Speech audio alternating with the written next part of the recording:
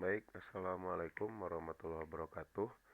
Kita bertemu di video materi ajar asinkronus atau video ajar untuk pertemuan ke-13, yaitu berpikir komputasional geospasial untuk perencanaan wilayah dan kota.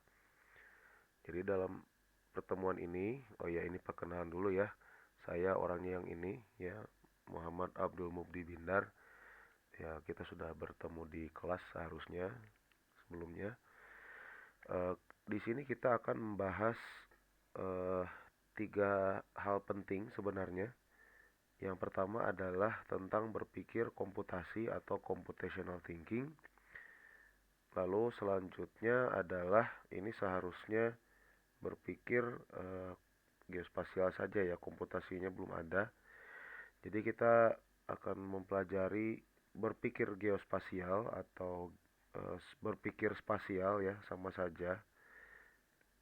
Jadi ini bisa juga disebut dengan berpikir spasial atau geospatial thinking. Kemudian kita akan menggabungkan keduanya menjadi berpikir geospasial secara komputasi atau geospasial komputasional geospasial. Ya, sorry ya, ini ada misspelling. Computational thinking ya.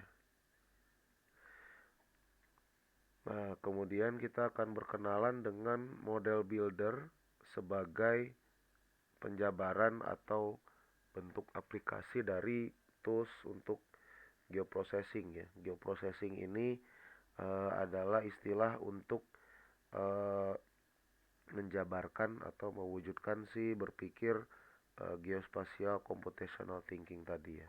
Dan tentunya kita akan akhiri dengan kesimpulan.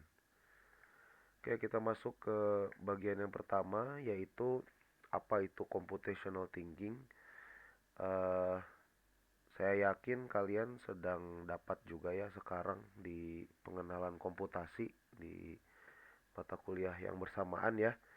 Nah, jadi ternyata dalam PWK berpikir komputasi itu juga sangat penting. Nah, coba kita bedah dulu ya apa itu computational thinking. Seperti yang sudah pernah kalian pelajari, saya kira computational thinking itu ada 4 elemen besar ya yang membentuknya.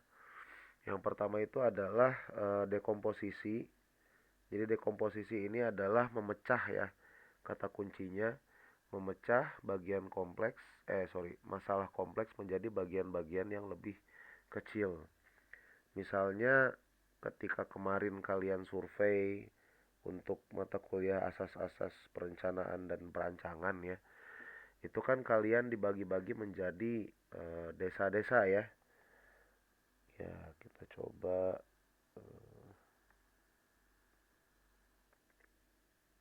oke, sebentar saya coba cari tahu dulu bagaimana cara untuk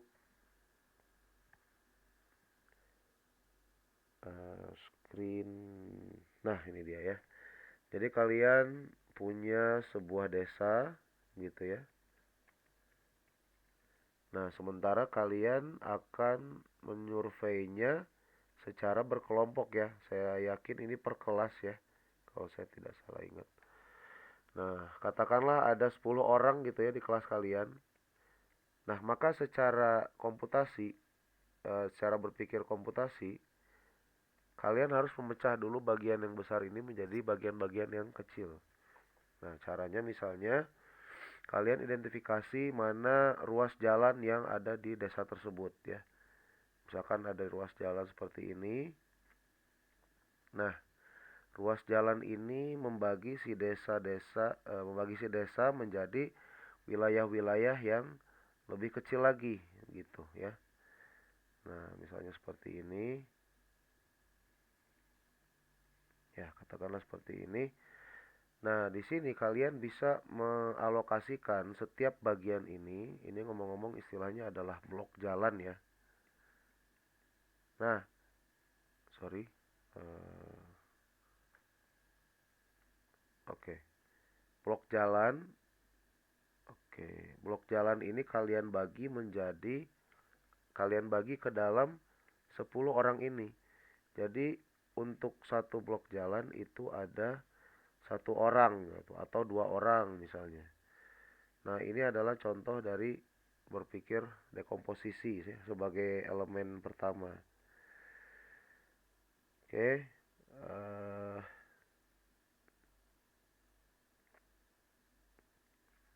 sorry ini kebalik. Ya, itu adalah dekomposisi ya. Kemudian ada pengenalan pola atau pattern recognition ya. Kalau pattern recognition ini kita melihat bagaimana hasil dari survei di sekian blok-blok tadi. Jadi kalau misalkan hasil yang kalian dapat di sini ada jalan rusak misalnya. Kemudian di sini juga ada lampu jalan yang tidak berfungsi misalnya. Nah, kemudian di sini ada drainase yang tersumbat gitu ya. Kemudian di sini ada jalan rusak lagi. Nah, dari keempat informasi ini, kalau kita mengenali polanya, maka di sini ada satu hal yang sama, yaitu adalah kerusakan ya. Nah, kerusakan apa? Nah, di sini kita bisa ambil objek-objeknya, yaitu jalan, drainase dan lampu jalan. Nah, berarti di sini ada kerusakan misalnya prasarana begitu ya. Nah, itu adalah salah satu bentuk dari pattern recognition gitu ya. Oke, nah yang kedua adalah yang ketiga maksud saya yaitu adalah abstraksi. Nah, abstraksi ini adalah pemfokusan sesuatu pada hal yang penting saja. Ya, jadi misalkan di sini kita membahas ini sebenarnya sudah pernah dibahas ketika kartografi ya. Jadi dalam kartografi itu kita tidak menggambarkan seluruh elemen objek yang ada di permukaan bumi ya. Misalnya dalam sebuah peta ya. Nah, kita biasa kan menggambar bangunan-bangunan itu sederhana ya, seperti sebuah poligon gitu ya. Nah, mungkin untuk bangunannya sendiri dia punya ornamen-ornamen. Jadi kalau dilihat dari atas, nah ada misalkan tiang-tiang atau sorry ini tampak atas ya, ada pinggir-pinggir yang berbentuk seperti, nah ada siku-siku yang estetis ya, kalau dari arah jalan ya bentuknya megah gitu ya, mungkin jadi seperti ini kalau kita sketsakan gitu ya. Nah, ini ada atap yang runcing-runcing ya. Nah, ini tidak kita gambarkan gitu ya secara abstraksional. Jadi kita hanya gambarkan seperti ini saja. Nah, ini adalah bentuk abstraksinya dari detail ya. Jadi istilah abstrak itu lawannya adalah detail. Inilah mengapa kalau kita membaca artikel ya, artikel jurnal atau paper, maka di pembukanya atau di bagian awalnya itu ada yang namanya abstrak ya atau abstrak. Nah, abstrak itu maksudnya ringkasan gitu ya atau gambaran gitu. Kalian mau baca paper ini, kalau kalian mau baca paper ini, kalian akan dapat apa? Jadi semuanya dijelaskan mulai dari ringkasan latar belakangnya, permasalahan yang dikaji, cara mengkajinya atau menganalisisnya sampai ke kesimpulannya. Jadi sebenarnya secara umum kalau kalian mau tahu isi suatu paper atau suatu jurnal ilmiah, artikel jurnal, maka kalian tinggal baca abstraknya saja. Nah, nanti, oh kalau gitu kita nggak harus download papernya dong Pak. Oh tidak juga.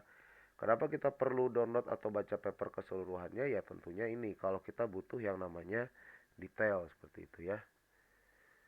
Oke.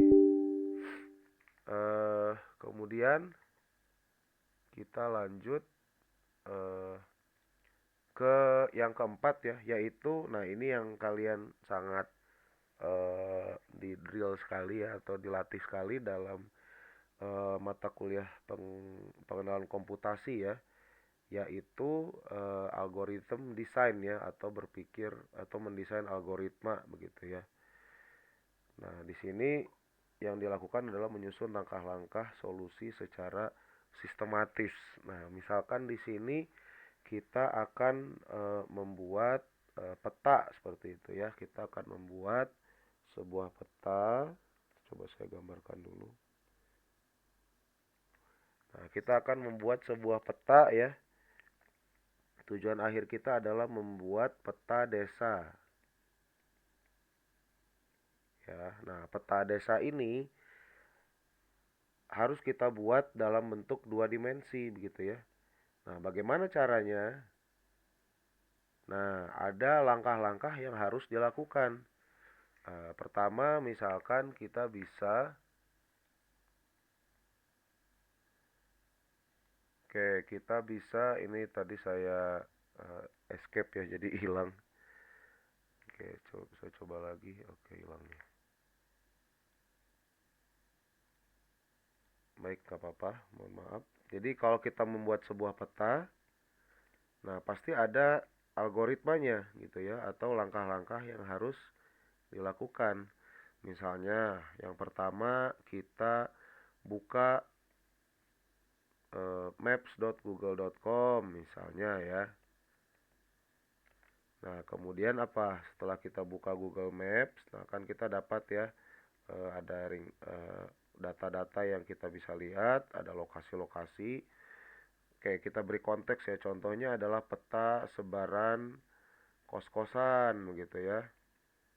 Sebaran kos-kosan di sekitar ITERA. Nah, untuk membuat peta sebaran kos-kosan di sekitar ITERA ini, langkah pertamanya adalah membuka Google Maps begitu ya. Kemudian apa? Ketikkan kotak pencarian, di kotak pencarian kata kunci yang sesuai. Nah, misalkan apa? Kos, ya kos aja gitu ya. Nah, kalian ketik di sini kos begitu ya. Kemudian enter. Nah, ini kalau kalian mau sangat detail ya, artinya tidak abstrak tadi ya tuliskan enter gitu ya. Nah, kemudian nanti kan akan muncul sebaran kos-kosan yang bisa terindeks oleh si eh, kata kunci kita ini kan. Nah, maka dari situ selanjutnya apa? Nah, kita bisa eh, setelah semuanya tertampilkan, klik satu per satu. Klik satu per satu, titik-titik, titik-titik yang apa namanya yang tampil gitu. Nah, kemudian setelah diklik satu per satu, nah ini kita kan pasti berulang ya. Setelah ini kita klik satu per satu, kemudian kita catat koordinatnya misalnya ya. Nah, seperti itu. Kemudian kita muat koordinat tersebut koor di ArcMap misalnya. Nah, ini kan satu per satu. Nah, maka di sini ada perulangan gitu ya. Loop atau ulang untuk seluruh titik. Nah, ini kan masuk ke algoritma ya. Nah, ini adalah contoh berpikir ini ya. Kita baru saja melihat bagaimana penerapan keempat berpikir komputasional ini dalam kasus kita atau yang kalian sudah lakukan kemarin. Nah, kenapa computational thinking ini penting untuk dipelajari atau untuk dimiliki kemampuannya? Yang pertama adalah memberikan kerangka pemecahan masalah yang terstruktur. Nah, kata kuncinya ada di sini nih, terstruktur. Kenapa harus terstruktur? Ketika pemecahan masalah itu terstruktur, maka kita akan dengan lebih mudah atau kita akan dapat memandang masalah tersebut ya dengan lebih mudah, dengan lebih ringan gitu ya. Nah, ini sering terjadi sebenarnya ya pada kita semua ya. Ketika kita kewalahan, merasa banyak hal yang harus dilakukan, banyak deadline, banyak tugas. Nah, sebenarnya kita bisa menstrukturkan gitu ya. Apa saja eh, tugas-tugas besar yang harus kita lakukan. Apa saja tugas-tugas yang penting. Mungkin kalian pernah dengar ya, eh, pembagian antara penting, tidak penting, dan mendesak dan tidak mendesak gitu ya. Nah, itu adalah salah satu penstrukturan masalah. Dan ini adalah salah satu computational thinking juga ya. Lalu selanjutnya meningkatkan kemampuan analitis ya. Nah, apa itu analitis? Analitis itu adalah pemecahan atau pembagian. Jadi yang tadinya kita melihat masalah tersebut sebagai bongkahan yang besar, nah maka kita bagi-bagi terlebih dahulu ya. Misalkan ada, nah ini jadi seperti jamur, nah, tidak ya, bukan jamur. Ini adalah masalah yang kita sudah bagi menjadi komponen-komponen. Nah, mana komponen yang penting misalnya? Nah, ini komponen yang tidak penting ya. Nah, yang tidak penting ini kita bisa lewatkan gitu ya. Nah, kemudian yang penting-penting ini bisa kita fokuskan. Nah, kita pecahkan dulu yang ini, baru yang ini, baru yang ini. Nah, itu adalah eh, kemampuan analitis. Nah, selanjutnya apa? Kita aplikasikan dalam pengambilan keputusan. Jadi kalau misalkan ada mata kuliah dalam satu semester, ya ada eh, ini mata kuliah ya katakan ya SIG gitu ya. Nah, kita sebenarnya bisa bagi. Oh, dalam perkuliahan itu ada yang namanya pekan ya atau minggu. Nah, dalam perkuliahan itu pasti ada 16 pekan. Nah, pekan pertama itu apa gitu ya materinya.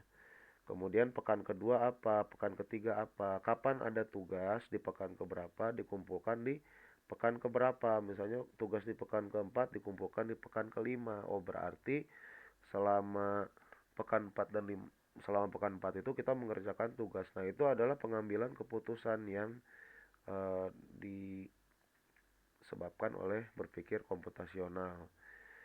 Kemudian ada mendorong otomasi dan efisiensi proses. Karena kita bisa memecah, ya, kita bisa tahu mana proses yang bisa dihilangkan misalnya. Ya, nah maka ini efisien. Kemudian kalau ada hal-hal yang bisa berulang, nah ini bisa kita otomatisasi atau mana yang bisa eh, nah ini terkait dengan ini ya sebenarnya ya otomasi AI. Nah itu sangat-sangat terkait ya. Kalau kalian pernah dengar atau coba cari yang namanya open cloud ya. Nah, itu sangat-sangat happening, sangat-sangat jadi apa namanya? Buah bibir ya di kalangan programmer. Nah, ini adalah perangkat untuk otomasi ya. Misalkan kalian belanja gitu ya. Kalian masukkan secara manual barang belanjaan kalian ke dalam catatan. Nah, itu kan agak PR ya. Nah, istilah-istilah agak PR ini bisa diselesaikan sebenarnya dengan otomasi. Kalian foto misalkan kalian belanja ke PB gitu ya atau ke minimarket lain, kalian foto struknya, nanti dipindai secara otomatis. Nah, AI bisa mengekstrak informasi berapa nilai yang kalian habiskan atau barang apa saja dan berapa nilainya gitu. Nah, itu adalah salah satu beberapa hal yang menunjukkan pentingnya berpikir komputasional. Nah, kita lanjut ke bagian kedua yakni berpikir geospasial ya. Nah, geospasial atau akarnya itu adalah spasial ya, geospasial thinking ya, akarnya spatial thinking. itu adalah cara kita memahami dunia melalui pola ruang.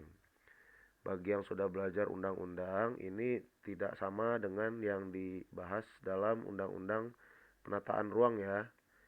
Ini adalah pola ruang dalam konteks yang umum. Nah, pola ruang yang dimaksud itu adalah mental map. Mental map itu pastinya kita gunakan untuk menavigasi, merencanakan, dan memahami lingkungan. Ya, nah ini sangat diperlukan dalam, ini maksudnya ya mental map ini dibantu atau ditingkatkan kemampuannya dengan teknologi pemetaan modern. Contoh sehari-hari yang paling mungkin kita gunakan ya untuk eh, terkait si mental map ini, yaitu misalnya kita mau ke kebun raya ya, dari pintu tol nih, kalian baru pulang misalnya yang dari jauh, dari Bakau atau dari, ya sama aja sih sebenarnya, yang lewat darat ya. Gimana caranya kalian melewati atau mengakses si kebun raya ini?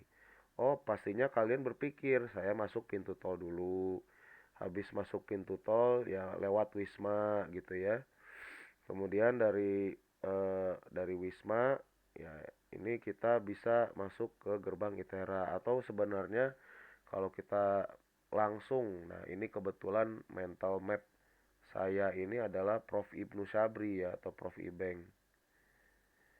Nah, beliau kan singgah dulu ke Wisma gitu ya. Kalau kalian bisa langsung mungkin ke ITERA, lalu lewat gedung rektorat, lalu misalkan kalian ambil lurus kalian ke gedung E ya, kemudian oke, ini sebenarnya bisa ke belakang gitu ya. Nah, ini gunanya apa? Kita menyimpan dalam otak kita sebagai gambaran lingkungan sekitar. Ketika kalian lewat pintu tol, kalian pasti ingat apa nama pintu tolnya ya. Oh, Kota Baru. Nah, kalau kalian masih ingat dan kalian hidup di zaman 2025 2026, setidaknya kalian bisa melihat ada garis miring ITERA. Nah, itu adalah peta mental ya. Oh, dari situ kalian maju lagi. Jadi kalian bayangkan kalian itu sedang di jalan gitu ya. Seperti itu. Kalian sedang di jalan, kalian lihat apa saja. Nah, kalian pas maju itu, oh lihat mungkin ada klinik yang belum jadi gitu ya. Nah, itu juga salah satu mental map.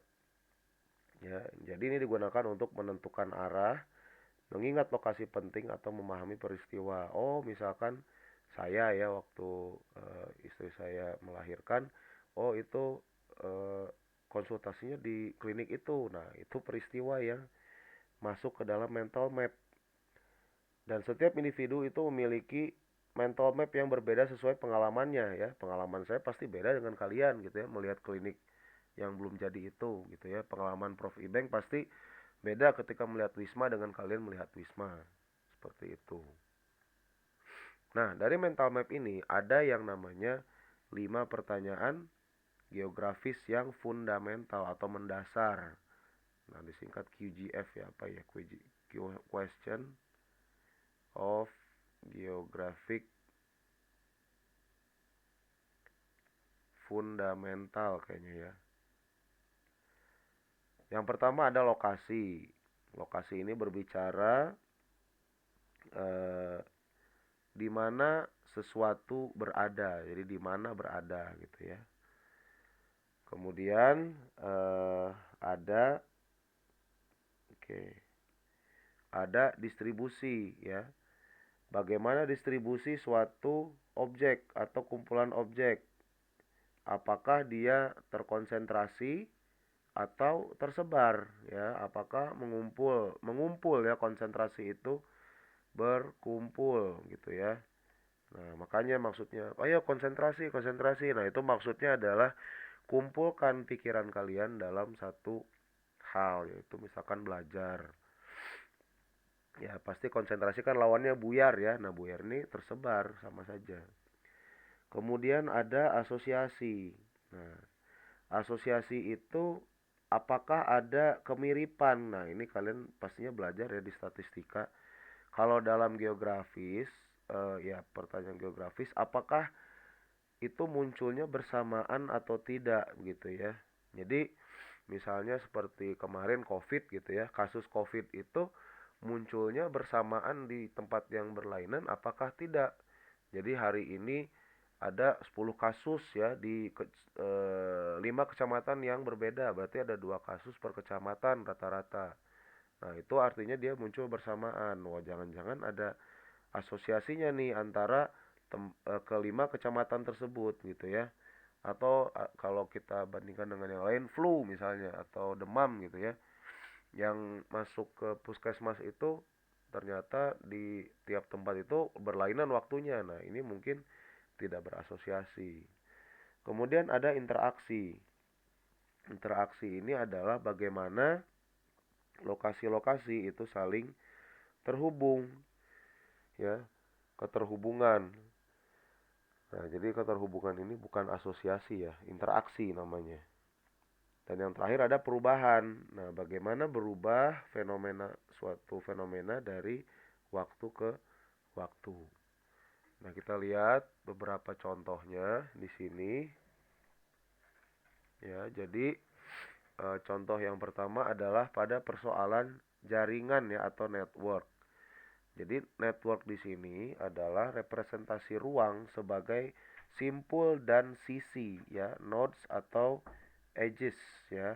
Misalnya ada jalan, rel, pipa, jaringan logistik dan seterusnya. Yang pertama ada lokasi ya, yaitu pertanyaannya di mana node atau simpul penting berada. Nah, misalkan jalan, kalau jalan kan ada persimpangan ya. Persimpangan itu ada minimal ada 3 ya. Misalnya seperti ini gitu ya.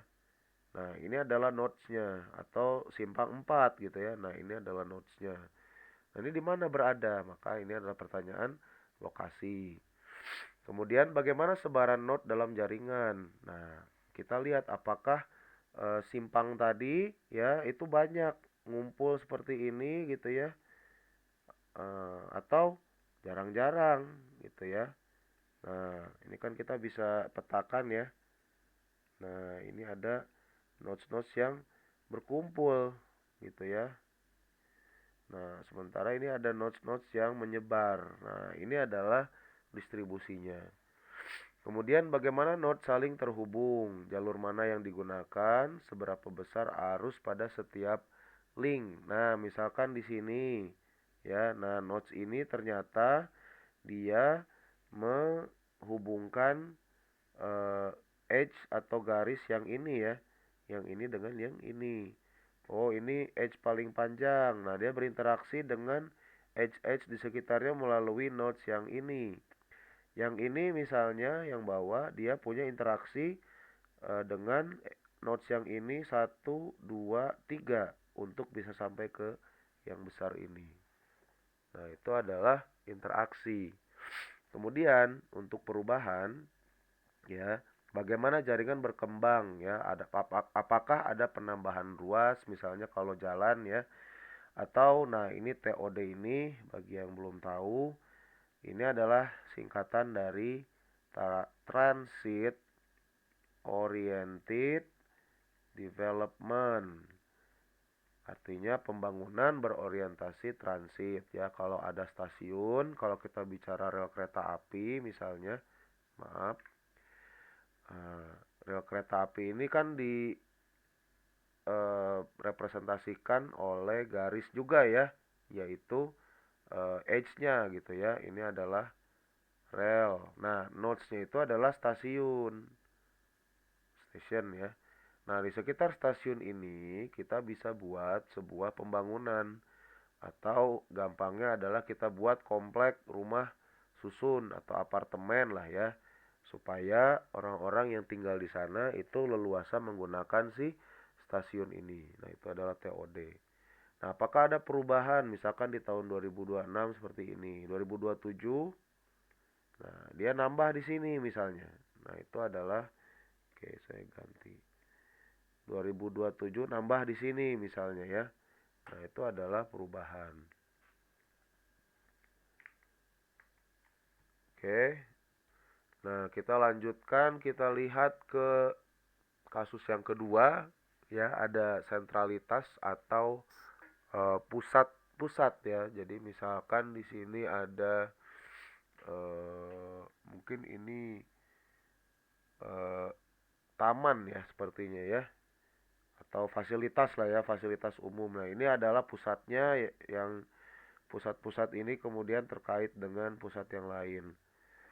Nah, jadi di sini kita berbicara ukuran kepentingan ya atau degree gitu ya. Nah, yang pertama ada asosiasi. Apakah node yang sentral cenderung berasosiasi dengan pusat kegiatan ekonomi, kepadatan penduduk yang tinggi, atau harga tanah yang mahal? Nah, misalkan kita lihat mana node-node yang menjadi pusat ya. Nah, kita lihat kemudian di sekitar node-node yang jadi pusat itu, bagaimana karakteristik dari kegiatan ekonominya, kemudian kepadatan penduduknya dan harga lahannya gitu ya. Oh, kalau misalkan kita temukan bahwa di sekitar node yang menjadi pusat ini kegiatan ekonominya cenderung ke komersil atau perdagangan dan jasa, maka kita bisa katakan bahwa pusat-pusat itu berasosiasi dengan kegiatan ekonomi. Kemudian interaksinya, seberapa besar peran node dalam memediasi aliran. Nah, misalkan di sini kalau ada contohnya, kalau bagi yang muslim ya tentunya adalah masjid misalnya ya. Kalau kalau Jumatan yang sering penuh itu di mana misalnya. Nah, masjid yang sering penuh mungkin bisa kita eh, nyatakan sebagai node yang pusat, karena kalau sudah penuh pasti kita cari yang lebih renggang. Nah, setelah dari sini itu kemana? Oh, misalkan ke masjid yang ini. Nah, maka masjid yang ini itu punya interaksi dengan masjid yang besar tadi sebagai pusat, sebagai pendukungnya seperti itu. Jadi kalau kita mau sholat Jumat gitu ya, kalau kita berangkat jam 10 mungkin bisa di yang pusat ini gitu ya, belum terlalu ramai. Tapi kalau udah jam 11 apalagi mepet jam 12, nah maka jangan coba-coba ke sini, kita cari saja yang lain yang lebih renggang gitu ya. Nah, itu adalah interaksi antara pusat dan subpusatnya.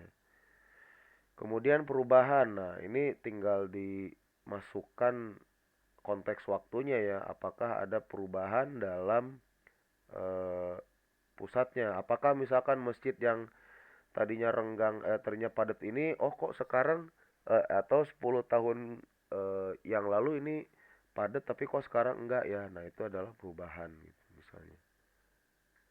Nah, ini bisa kalian pelajari sendiri ya.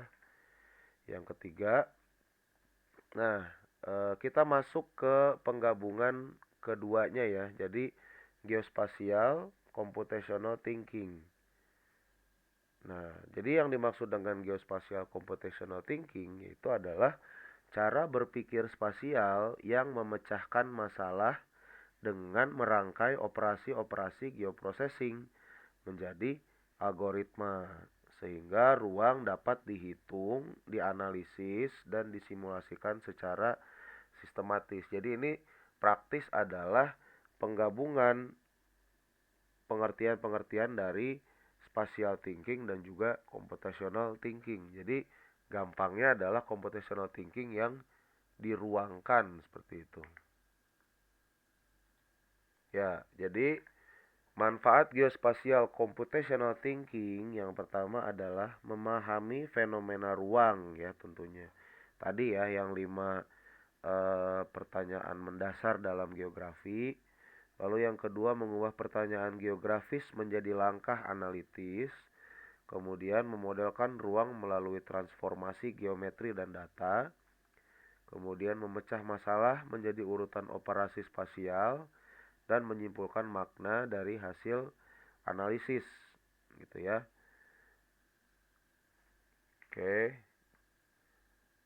Nah, saya akan jabarkan dari masing-masing poin. Jadi untuk memahami fenomena ruang, ya, ini kita pakai yang merah saja mungkin ya. Nah, kita harus memahami lokasi, jarak, pola, relasi, dan sebaran tadi mungkin ya, dan perubahan ya. Nah, lokasi dan jarak itu sama. Nah, bagaimana kita memahami fenomena ruang ini? Nah, kita bisa aplikasikan caranya itu dengan langkah yang analitis atau langkah yang komputasional. Contohnya kita ingin melihat bagaimana sebaran puskesmas begitu ya, atau sebaran puskesmas yang atau jumlah yang paling sederhana ya, jumlah puskesmas yang terletak di sekitar ITERA gitu ya. Nah, sekitar ITERA itu adalah spatial thinking ya. Nah, kemudian eh, kalau kita terjemahkan ke dalam computational, maka kita harus definisikan dulu sekitar itu apa. Nah, kita jabarkan dalam bentuk jarak gitu ya, misalkan 5 kilometer gitu ya. Nah, kemudian kita lanjutkan dengan misalkan pemetaan dari puskesmas-puskesmas tersebut gitu ya.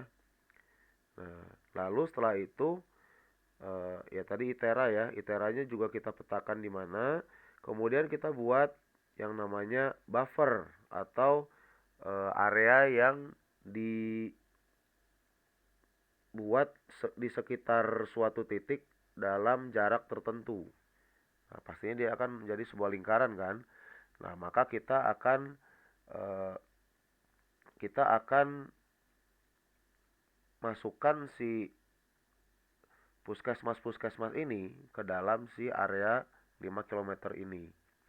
Nah, lalu kita simpulkan berapa jumlahnya misalnya kalau kita tanya jumlahnya. Ya. Nah, ini akan kita jabarkan atau kita nyatakan dalam dengan cara menggunakan geoprocessing tool namanya.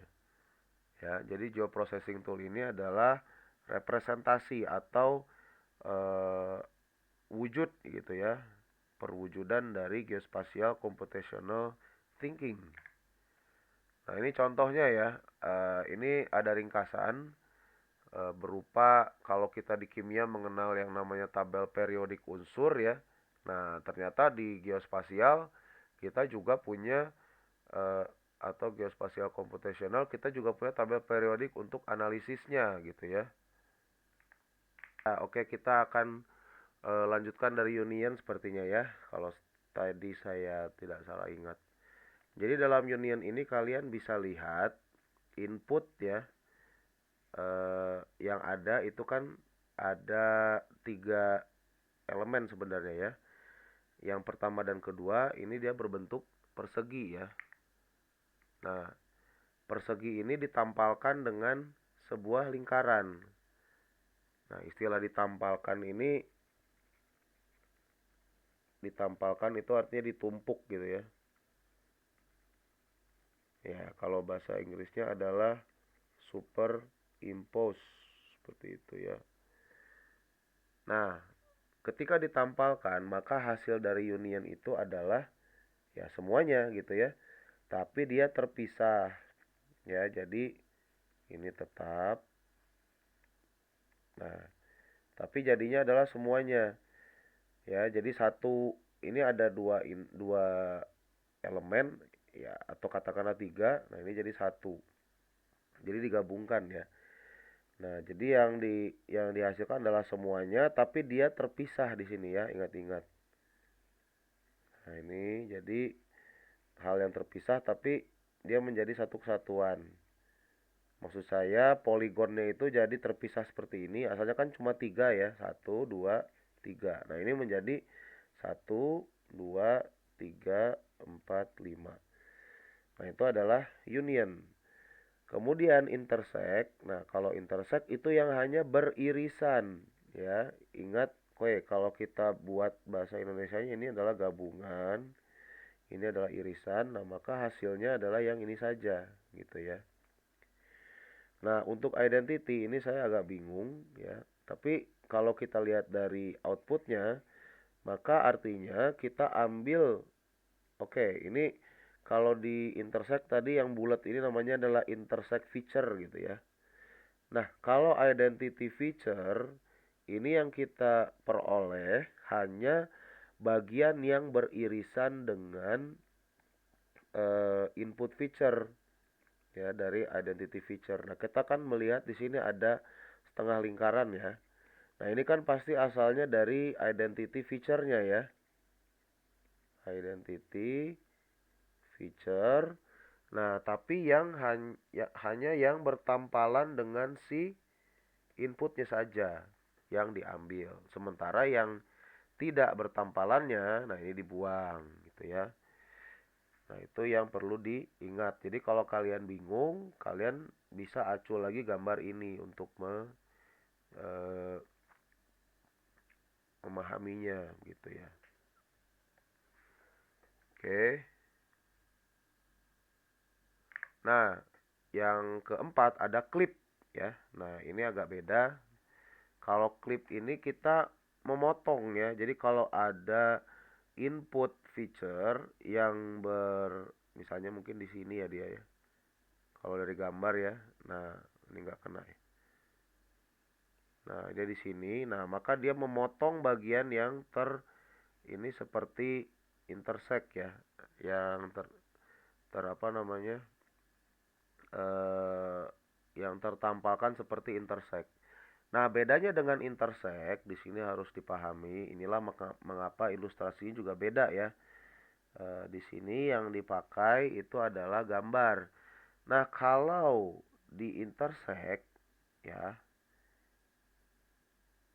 misalkan di sini kita punya kita harus masuk ke tabelnya ya sebenarnya. Ini sebenarnya saya lupa di bab sebelumnya sudah dibahas atau belum ya, tapi ya sudahlah ya.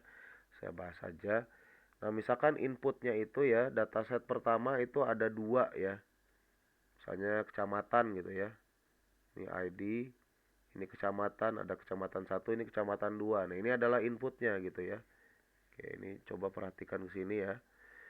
Nah, kemudian ada intersect feature, misalnya sekolah gitu ya. Sekolahnya misalkan berupa apa ya? Berupa berupa luasan gitu ya. Dia menempati dua kecamatan berbeda gitu ya. Ini misalkan sekolah, ini kecamatan gitu ya. Nah, oh sorry, ini sekolah ya. ID sekolahnya cuma satu berarti ya. Nah, maka di sini kita bisa, nah ini mesti bisa kita, oke ini sekolahnya cuma satu. Ush, ya katakanlah seperti itu ya. Sekolahnya cuma satu, maka hasilnya di sini menjadi ini ID, ini sekolah, ya. Kemudian ini ada kecamatan ya. Misalkan ini sekolah satu tadi ya. Nah, maka dia jadi dua. Ada yang masuk ke kecamatan satu, ada yang masuk ke kecamatan dua. Nah, tapi kalau klip ini dia bukan dia tidak memecah tabel seperti ini ya. Dia hanya mengambil sebagian geometri yang masuk ke dalam clip feature ini dari si input. Jadi misalkan kalau kita ambil ilustrasi kecamatan, ya hanya kecamatan yang terklip saja dalam si clip feature tersebut. Ya, misalkan kecamatan satu ya. Ini adalah kecamatan satu. Nah, clip feature-nya maka kita dapatkan ya hanya tabel dengan satu kecamatan gitu ya. Ya, mudah-mudahan bisa dipahami. Nah, untuk yang selanjutnya itu adalah dissolve. Dissolve ini kita mengelompokkan atribut-atribut yang mirip menjadi satu atribut yang lebih besar. Jadi misalkan kita mau mengelompokkan kecamatan-kecamatan yang sama menjadi satu kota, seperti itu. Atau kelurahan-kelurahan menjadi kecamatan. Nah, itu berarti membutuhkan hierarki. Lalu yang keenam ada merge ya. Jadi ini ada potongan satu, potongan dua. Oh, jadi satu potongan yang utuh. Nah, itu adalah merge. Jadi digabungkan gitu ya secara geometri. Oke, gampangnya kalau ilustrasinya seperti ini saja ya. Ini dia hanya menggabungkan secara geometri. Tapi kalau bentuknya sudah kotak-kotak seperti ini, ada atribut yang terlibat seperti itu. Nah, lalu ada buffer. Nah, misalkan input ini kita kasih buffer. Nah, itu seperti menggambar sebuah area di sekitarnya. Nah, ini kalau ketemu ya bisa gabung gitu ya. Nah, itu adalah dasar dari geoprocessing vektor gitu ya. Nah, untuk yang lainnya ini uh, kita bisa dedah, kita bisa perdetil, kita bisa pecah juga. Yang pertama ada konversi ya, dan juga analisis dan konversi vektor. Jadi konversi bisa dari vektor ke raster ya. Jadi kayak gini bisa diubah menjadi pixel-pixel gitu ya. Nah, mana saja uh, yang termasuk ke dalam area yang ini, atau raster ke vektor ya. Dari yang tadinya pixel-pixel diubah jadi yang lebih kontinu. Kemudian ada ekstraksi. Nah, ini yang tadi ya, klip ini masuk ke ekstraksi tadi. Nah, ini ada select dan split. Kemudian ada overlay. Overlay itu termasuk intersect dan union. Ya, mungkin bisa jadi juga ada identity. Kemudian proximity, ada yang namanya analysis buffer tadi ya. Ada yang namanya juga analisis Voronoi polygon gitu ya kalau nggak salah. Nah, kemudian ada special join ya. Nah, ini misalnya ada tadi ya puskesmas gitu ya. Oh, ternyata kebetulan dia terlokasi di 4 kelurahan yang berbeda. Maka kita bisa buat relasi spasialnya ya, mungkin satu-satu ya. Jadi puskesmas A itu punya kelurahan mana gitu ya, kelurahan X. Puskesmas B punya kelurahan Y. Puskesmas C itu punya kelurahan W gitu misalnya. Nah, kemudian ada analisis bentuk geometri, bisa compactness atau area ya, luas atau enggak keliling perimeter. Nah, ada analisis jaringan. Nah, kita bisa gunakan rute optimal. Nah, ini yang sering kita gunakan di Google Maps ya. Atau find nearest gitu ya. Misalkan kita di jalan tol, mana ya rest area terdekat gitu ya. Atau mana ya pom bensin terdekat misalnya. Ini arah gitu ya. Turn by turn, belokan per belokan. Nah, ini location allocation. Kalau kita butuh puskesmas di lokasi yang misalnya padat gitu ya di sini gitu ya. Berapa puskesmas yang dibutuhkan gitu. Service area atau coverage ya. Kita punya puskesmas yang sudah tersebar, mana saja area yang dilayani oleh puskesmas tersebut. Terus ada OD cost matrix ya. Ini origin destination cost matrix. Cost ini maknanya adalah bukan biaya uang saja ya. Nah, ini biaya dalam bentuk umum. Jarak itu bisa jadi cost. Kemudian waktu bisa jadi cost juga. Nah, itu kita buat matriksnya di tabel dari setiap asal ke tujuan. Jadi dari puskesmas ke puskesmas misalnya. Berapa waktunya gitu ya. Dari puskesmas 1 ke 2 berapa waktunya. Puskesmas 2 ke 1 ke 3 misalnya ya, berapa waktunya. Lalu ada juga half model yang tidak bisa saya perinci ya. Silakan dieksplorasi sendiri. Nah, kemudian ada analisis tabel dan statistik. secara spasial. Misalnya pengelolaan atribut table. Nah, apa saja variabel atau ya yang kolom yang kalian mau nyatakan. Kemudian ini objeknya apa. Nah, ini jangan lupa sudah dibahas ya di statistika ya. Saya yakin. Nah, ini juga ada pengaruhnya ke spasial ya. Apakah kita menggunakan objeknya itu bangunan atau kecamatan ya. Nah, itu akan berbeda. Kemudian penambahan koordinat ke dalam peta. Nah, biasanya ini untuk data-data poin ya, yang direpresentasikan dalam bentuk poin atau tidak. Kalau kita menggunakan poligon, nah maka kita bicara sentroidnya ya. Nah, dalam poligon itu ada yang namanya sentroid atau titik berat ya. Jadi kalau poligon yang tidak beraturan, kalau yang beraturan kan gampang ya. Misalkan persegi, nah bagi dua aja diagonalnya, ketemunya di mana, nah itu adalah sentroidnya. Tapi kalau poligonnya sudah tidak beraturan seperti kecamatan atau misalnya RT gitu ya, pokoknya wilayah administratif, nah itu kita tidak bisa menentukan sentroidnya secara mudah. Makanya kita gunakan analisis spasial. Lalu perhitungan luas dan panjang atau geometrinya itu juga adalah analisis ya. Jadi jangan dikira, ini juga saya baru paham sekarang ya. Jangan dikira menghitung luas atau perimeter saja itu cuman kayak gitu doang gitu. Nah, itu juga sebenarnya ada analisis gitu ya. Jadi kita bisa nyatakan itu sebagai analisis. Lalu join dan relate table ya. Tabel dengan konteks yang berbeda, kalau punya hubungan ya kita bisa gunakan join dan relate.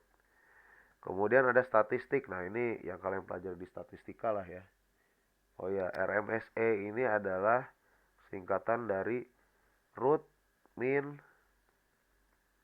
squared error.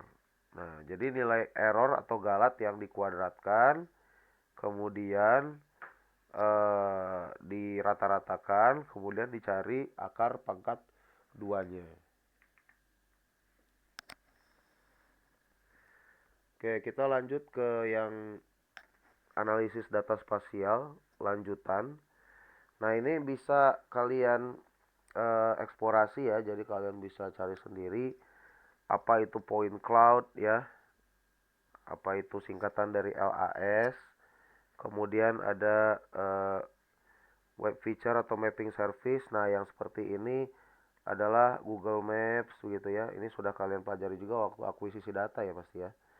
Google Maps, kemudian ada OpenStreetMap gitu ya, dan seterusnya. Kemudian ada TIN gitu ya. T-nya saya lupa, tapi IN-nya irregular network atau terrain permukaan gitu ya. Lalu ada indoor mapping ya, ini BIM, teman-teman di arsitektur pakai banget ini, atau di sipil ya, CAD. Nah, BIM dan CAD ini bisa di geospasialkan juga ya, lokasinya di mana.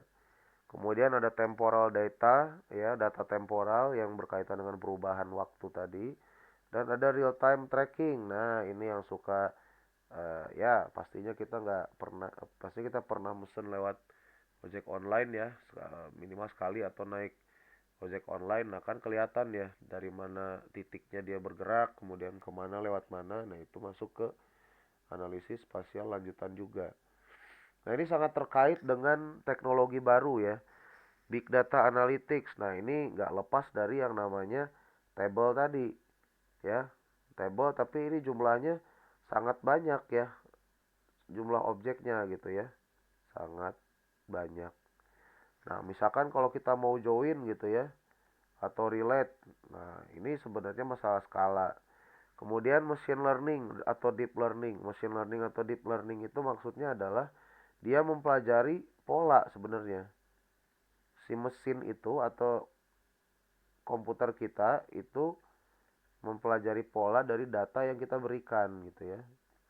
Data engineering ya itu eh, ya artinya data yang kita punya itu dikalkulasikan sedemikian rupa. IoT atau real time feeds. Nah, ini berkaitan bisa juga dengan tadi ya, real time tracking tadi ya. Ini berkaitannya ke sana. Ya, IoT itu adalah singkatan dari Internet of Things. Nah, jadi things itu benda-benda. Nah, Internet of itu adalah penginternetan dari benda-benda tersebut. Jadi, contohnya yang paling gampang lah, eh, motor kalian gitu ya. Gimana gambar motor itu ya? Ya, katakan ini motor ya. Kalian tempelin sensor GPS gitu misalnya. Nah, itu udah jadi IoT. Kalian hubungkan ke internet, kalian pantau dari layar HP kalian gitu ya. Nah, misalkan motor kalian dipinjam teman gitu ya. Nah, pasang tuh GPS-nya, pinjam kemana dia? Oh, cuma ke kampus misalnya. Terus dipantau lagi lah, kok tiba-tiba udah dibakau gitu. Nah, itu kan kalian jadi tahu itu karena ada teknologi IoT ini gitu. Nah, kemudian ada yang namanya agent based modeling. Ini pemodelan berbasis agent. Agent itu adalah sebutan bagi elemen-elemen terkecil kita, misalnya manusia ya. Nah, lokasinya di mana gitu ya. Kemudian kalau siang tuh kemana misalnya. Gitu. Kita bisa modelkan secara agen. Nah, ini ada kaitannya juga dengan virtual dan augmented reality. Ya, jadi mental map tadi ya bisa kita buat secara visual gitu ya dengan teknologi virtual dan augmented tadi. Jadi kalau kita berangkat dari gerbang tol ya, apa? Gertol sampai ke Itera, sorry agak jelek. Ini kita bisa visualkan secara langsung gitu ya lewat mananya, ada apa saja. Raster processing. Nah, di sini ada beberapa kita window shopping dulu ya. Nah, di sini yang kita akan eh, bahas lebih dalam itu adalah map algebra ya namanya ya. Nah, map algebra atau raster map algebra itu adalah metode analisis raster berbasis operasi matematis dan logika gitu. Nah, setiap sel itu dihitung secara cell by cell gitu ya. Nah, kemudian dia menghasilkan raster baru melalui kombinasi layer spasial. Biasanya ini digunakan dalam modeling risiko, aksesibilitas, atau kesesuaian lahan. Nah, contoh gini ya. Eh,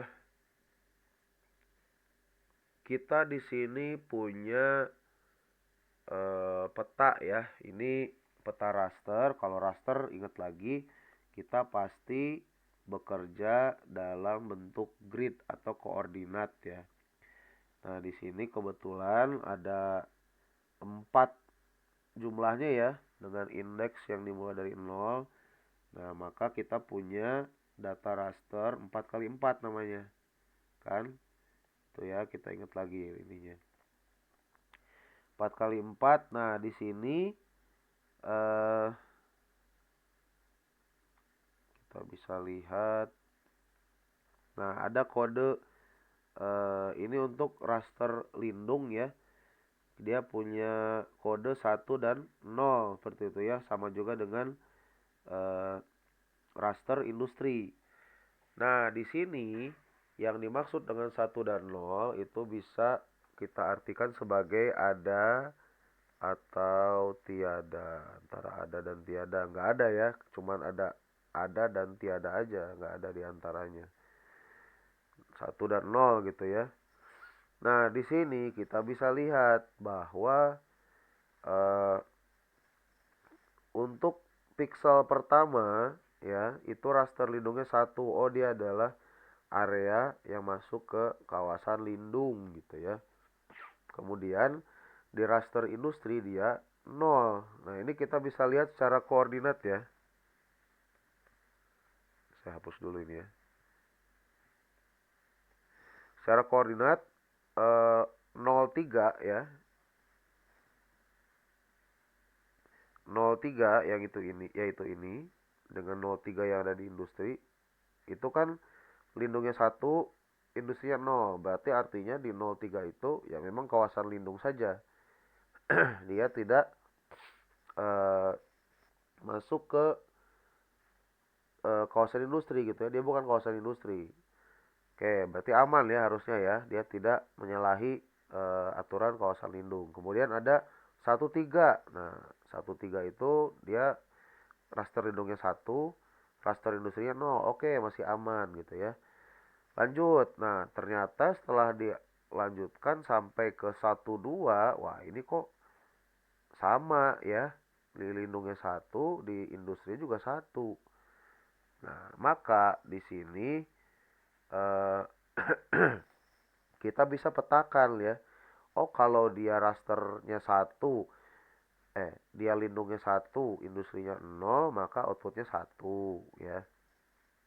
Nah, output 1 maka lindung 1, industri 0. Ya, artinya dia kawasan lindung saja. Aman. Kemudian ada output 2, itu ketika dia lindungnya 0, industrinya 1. Oh, industri saja.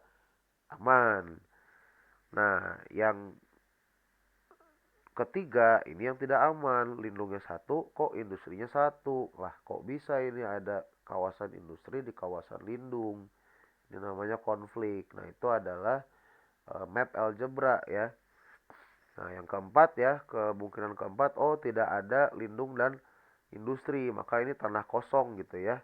Bisa dibilang, atau area lain gitu ya, kita nggak punya datanya. Itu bisa juga interpretasinya seperti itu. Nah, itu adalah contoh dari map algebra ya. Nah, kita akan lihat di sini ada 4 jenis operasi pada map algebra. Yang pertama ada local, ya, jadi operasi cell per cell. Nah, ini termasuk reclassify atau kombinasi layer. Kemudian ada focal, ini menggunakan jendela tetangga. Jadi kita pakai jendela tertentu ya, 3x3 atau 5x5. Nah, misalkan kalau saya di sini punya apa ini, 7 ya, 7 kali 7 kali 5 lah ya misalnya. Nah, saya pakai 3x3 gitu ya misalnya. Nah, ini adalah vokal gitu ya. Nah, kita kita operasikan di sini saja misalnya. Nah, kemudian zonal. Nah, kalau zonal ini zona yang kita tetapkan. Nah, bisa tidak 3x3 atau 3x5. Nah, misalkan ini adalah poligon kecamatan. Nah, maka kita hitung dalam poligon kecamatan ini. Nah, ini menjadi zonal. Global, nah semuanya berarti ya. Operasi yang melibatkan seluruh permukaan. Seperti itu. Contoh dari aplikasi map algebra tadi ya, suitability. Nah, ini kita bisa lihat, bisa kita nilai misalkan slope-nya itu yang 0 gitu ya, itu ya, jadi 0% sampai 5% misal ya. 1 5% sampai 10%, 2 10% sampai 20%. Oh, untuk membangun perumahan, slope-nya itu berapa persen ya yang bagus ya gitu ya. Nah, maka kalau dia 0, sorry, kalau untuk perumahan indeks yang paling bagus itu berapa? Nah, berarti kalau untuk perumahan ini kita ubah ordernya. Jadi 3 2 1 misalnya ya. Karena makin kecil slope-nya itu makin cocok gitu kan. Nah, maka kita ganti si ininya tadi, nilai-nilai slope-nya tadi menjadi skor begitu.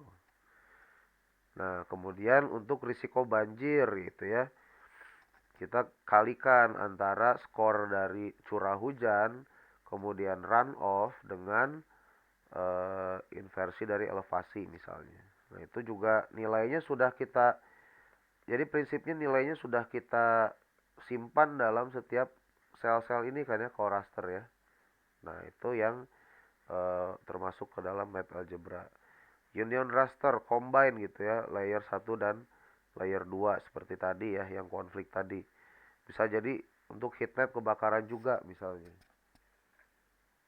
Nah, ini contoh untuk transportasi atau logistik ya. Cost surface ya, ada kemiringan, ada friction gitu ya. Aksesibilitas, cost distance dikali warehouse dan cost surface. Intinya informasi ini semuanya sudah ada di ini ya sudah ada di masing-masing rasternya gitu ya. Lalu kita kalkulasi dengan eh, formula-formula yang ada di sini. Nah, mungkin formulanya di sini tidak bisa saya jabarkan secara rinci ya. Mengapa formulanya seperti itu, maksudnya seperti apa gitu ya. Nah, ini mungkin bisa jadi ini kalian juga ya, bahan kalian belajar juga sendiri. Nah, jadi kesimpulannya adalah fondasi analisis raster dalam GIS ini adalah simap algebra ini ya. Kemudian gunanya apa atau apa yang kita lakukan? Tentunya mengubah data spasial menjadi model matematis. Ini sangat berguna untuk simulasi, prediksi risiko, decision making gitu ya. Dan pastinya sangat penting dalam analitika perkotaan dan juga geoprocessing. Nah, ini eh, secara teknisnya, kalau tadi kan masih secara konsep ya. Yang kelima ini secara teknis yaitu dengan model builder namanya ya. Nah, jadi ini ada computational thinking, ada spatial thinking, digabungkan jadi geocomputational thinking. Saya udah gak bisa nulis ini. Nah, kemudian di geoprocessing secara konsep ya, ini konsepnya. Kemudian ini aplikasi teknisnya ya, model builder. Nah, ini khusus untuk ArcGIS gitu ya. Kalau di perangkat ini lain juga ada sebenarnya ya. Nah, ini kita bisa jadikan dia sebagai hasilnya gitu ya, yaitu informasi untuk kita. Nah, jadi model builder ini adalah pendekatan visual untuk membangun alur kerja geoprocessing ya, perangkat pendekatan visualnya. Jadi kita memudahkan pembuatan model analisis tanpa pemrograman gitu ya. Kita nggak perlu menggunakan coding, kita udah bisa membuat model gitu ya. Bisa kita gunakan untuk otomasi. Jadi untuk proses-proses yang uh, istilahnya bisa dilakukan secara otomatis, bisa direplikasi juga, dan juga dokumentasi analisis. Jadi kalau orang mau minta cara kita melakukan analisis ya, kita bisa apa namanya berikan cara kita untuk membuat gitu ya, dan dokumentasi analisisnya gitu. Cara kita menganalisis itu seperti apa, nanti kalau 10 tahun lagi ditanya proyek yang 10 tahun lalu, oh kita bisa tunjukkan caranya seperti apa karena kita punya model buildernya. Nah, ini ya tadi yang secara konseptual artisnya. Nah, ada 4 komponen dasar ya dalam model builder itu. Yang pertama ada model ya, model elemen. Itu ada variables, ada tools, ada ada jadi ada 3 ya. Ada variable, ada tools, ada connectors ya.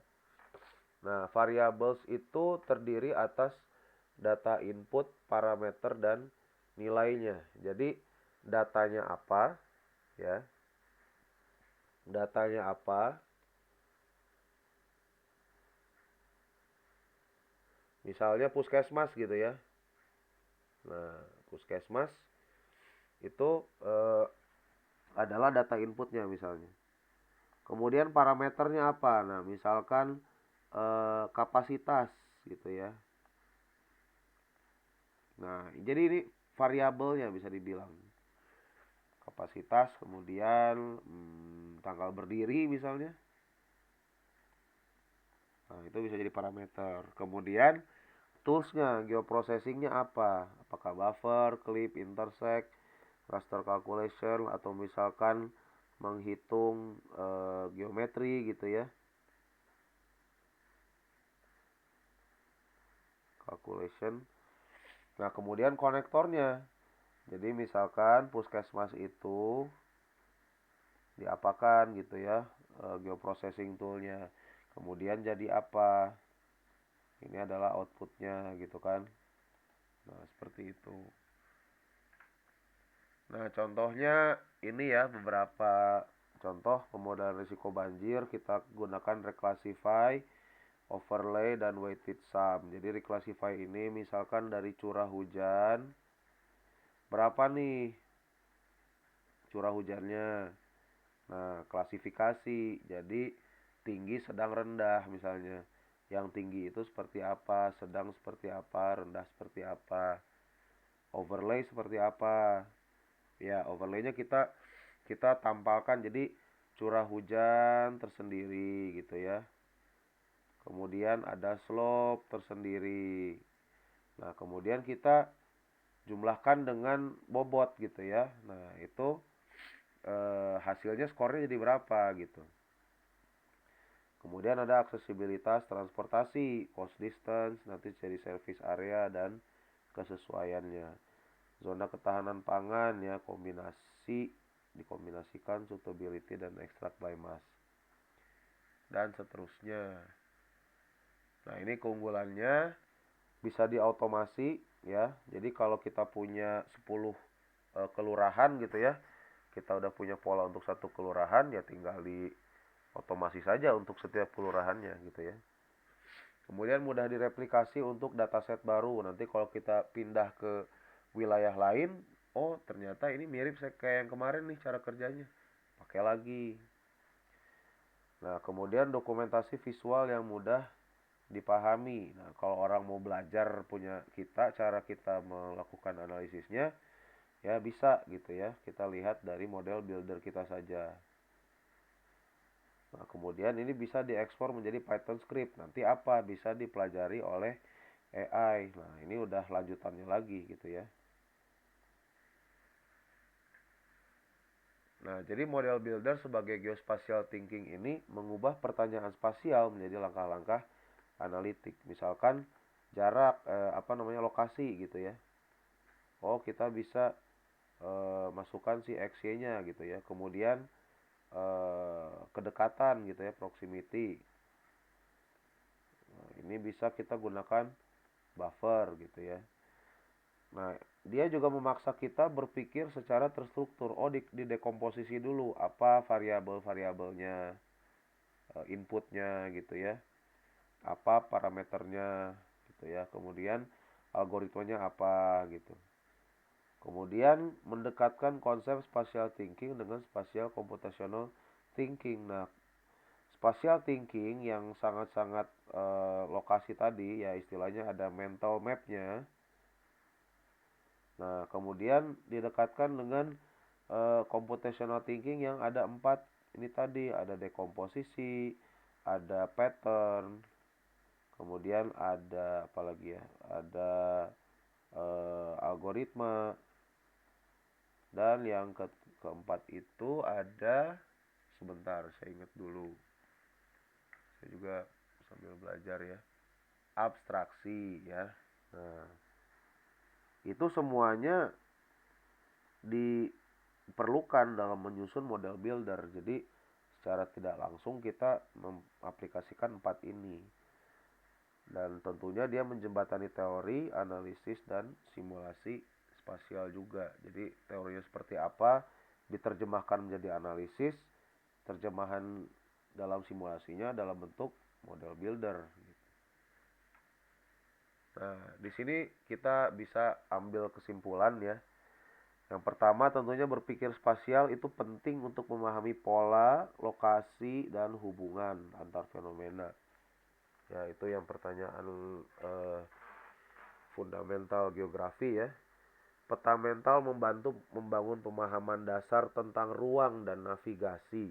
Jadi kalau kita ditanya rumah lu di mana, kosan lu di mana, nah pasti dalam kepala kita itu otomatis, oh kalau dari sini kita keluar dari gerbang ITERA terus belok ke kiri, habis itu kita putar balik.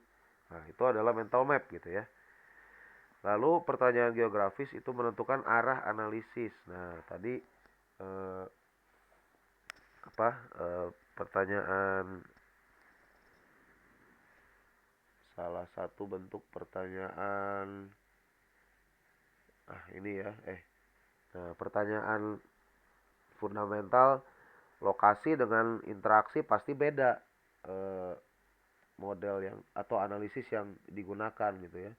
Kalau lokasi X, Y, XY field saja sudah cukup. Tapi kalau interaksi ya kita mungkin perlu network gitu ya.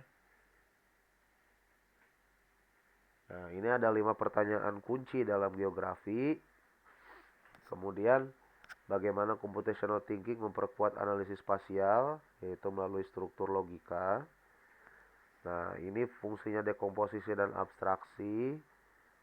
Nah, geoprocessing adalah bahasa operasi utama dalam analisis geospasial. Nah, ini juga ada tadi ya, apa istilahnya? Tabel periodik ya. Nah, kemudian ada analisis vektor, ada analisis raster, ini apa saja. Kemudian ada raster map algebra, ada network, centrality, dan cluster. Lalu terkait dengan model builder, ini memvisualkan alur berpikir, menghubungkan konsep, analisis, simulasi, dan keputusan. Nah, ini adalah geospatial computational, menggabungkan computational thinking dan spatial thinking. Nah, dan integrasi seluruh konsep ini membentuk landasan analisis spasial modern ya, karena ada komputer tadi. Oke, itu saja bahasan kita untuk pertemuan ini. Semoga dapat dipahami dan diaplikasikan dan juga kalian bisa menjawab pertanyaan-pertanyaannya ya dengan baik. Terima kasih, saya tutup. Assalamualaikum warahmatullahi wabarakatuh.